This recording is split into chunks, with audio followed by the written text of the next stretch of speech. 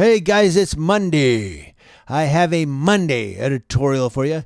Now, I sat this morning and I read the news on Google, just police. I did police on Google, and then I looked through all the stories for like 24 minutes this morning. And I couldn't find anything really going on with police accountability or police corruption or police transparency. There's a lot of crime, though. Oh my God, there's so much. Like, I don't know. There's just, if you want to know how much crime is out there, read that. There is a story I saw it. I didn't really read it. But of a 1-year-old who was tragically killed in Dallas, Texas, and the police chief was quoted as, "This bleep has to stop." And she's right, because I just read shooting after shooting and stabbing and people robbing, and it's crazy, man. Like, not to quote Rodney King, but can't we all just get along? But I did find a story for you here, and you'll kind of know why, by the end of it, why I'm doing an editorial on just a normal guy. Just trying to get your opinions here, just trying to weigh how you guys feel about this situation. And just to say this, that when it comes to people who operate a motor vehicle while intoxicated or driving while intoxicated or inebriated, I have no sympathy for you. I don't. If you get arrested because you were driving or operating a vehicle while intoxicated, I have no sympathy for you. And if you end up on my YouTube video, hey, shouldn't have put yourself in that position. And a lot of times when I talk about it, I go back to that one story of the lady and her daughter she was sober, driving on the freeway, hit by a drunk driver and fatally injured. She was sober. Drunk driver lived. The person who was obeying the law and driving sober died. So I have no sympathy for drunk drivers who get arrested. Bye-bye. Go to prison. Stay off the road. That said, I'm also about accountability. Yeah.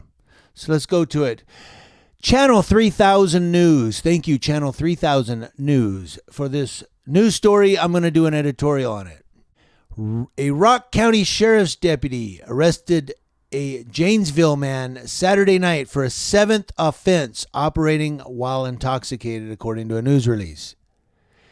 Edward D. Lund, 59, was arrested around 7:20 p.m. Saturday after he was stopped for a registration violation.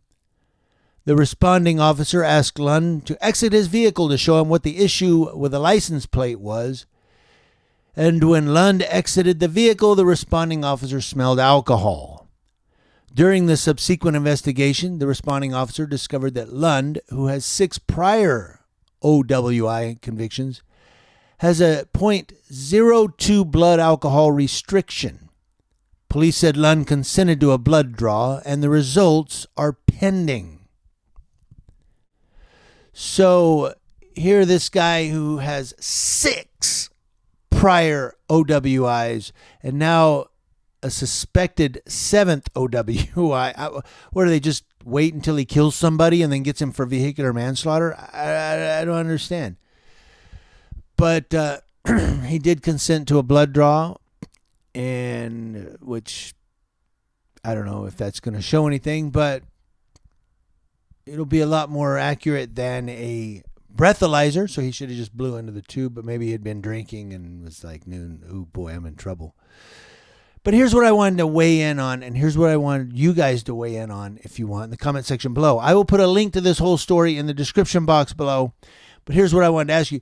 So if this guy was a police captain in Cleveland or a police sergeant in Aurora, Colorado, he would have got off.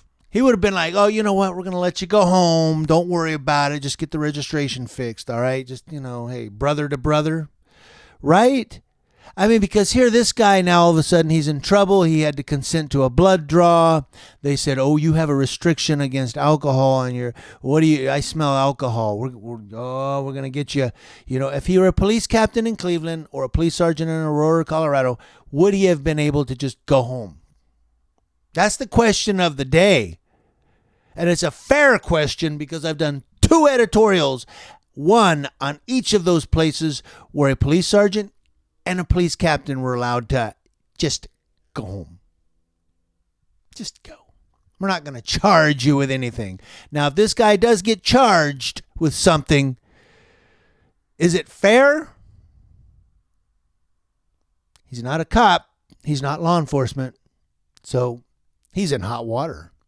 Right? On Monday, Community Leo Watch, watching Leos, that's law enforcement officers. I'm wanting to know what you guys think about this and why is it fair to let a police officer go but not a normal citizen? It's not fair. And that's what I want to hear from you guys. Thank you very much. Happy Monday. There will be more editorials coming this week. I'm out.